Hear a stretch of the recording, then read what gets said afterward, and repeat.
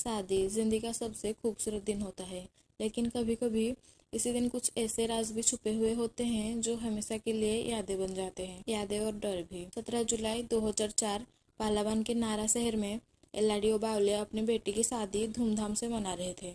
Filipino tradition के हिसाब से शादी से पहले प्री वेडिंग गैदरिंग भी होती है, बिल्कुल इंडिया की तरह। सिंगिंग, डांसिंग और सेलिब्रेशन। उस फंक्शन में बेंजी नाम का एक रिश्तेदार दूल्हे की तरफ से शामिल हुआ था।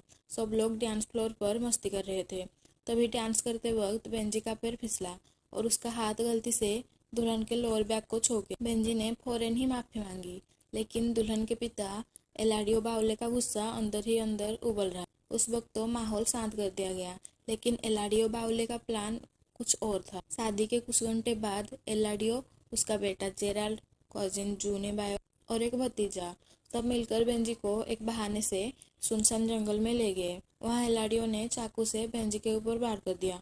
बेंजी को बार बार चाकू से घोंपा गया और उसकी निर्मम हत्या कर दी गई। उसके बाद एलाडियो और उसके साथ नारियल के पत्ते और केरोसिन इकट्ठा करके बेंजी के डेड बॉडी को जला देते हैं, जैसे सबूत मिटाने की कोशिश हो। लेकिन कहानी यहाँ खत्म नहीं होती।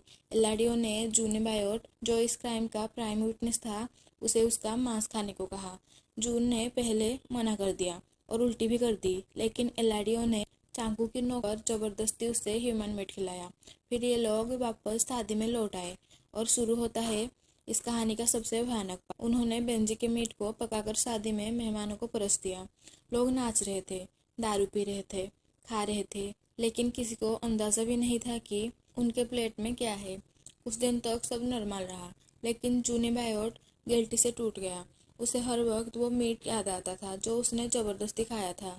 नींद उड़ गई थी। हर बाइट के साथ उसे इंसान का टेस्ट महसूस होता था।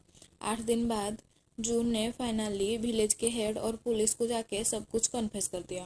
पुलिस ने जून को तुरंत गिरफ्तार किया। 2 दिन की तलाश के बाद जंगल से बोन्स और जले हुए रिमेन्स मिल गए।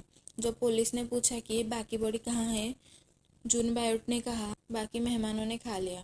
ये सुनकर पूरा नारा शहर कांप गया। पुलिस ने एलाडियो बावले, जाराल, जून बायोट और भतीजे को अरेस्ट कर लिया। लेकिन इस केस की कोर्ट हियरिंग कभी पब्लिक डोमेन में नहीं आई। ना मीडिया में ज्यादा चर्चा हुई, ना ही फाइनल पनिशमेंट का कोई रिकॉर्ड मिलता है।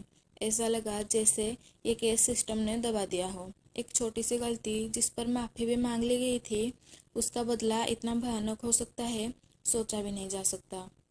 इस कहानी से ये साबित होता है कि जब इंसान अपना होश खो देता है तो उसे इंसान से हैवान बनने में देर नहीं लगती। अगर आपको ये वीडियो अच्छी लगी तो मेरे चैनल को सब्सक्राइब करें। Thank you.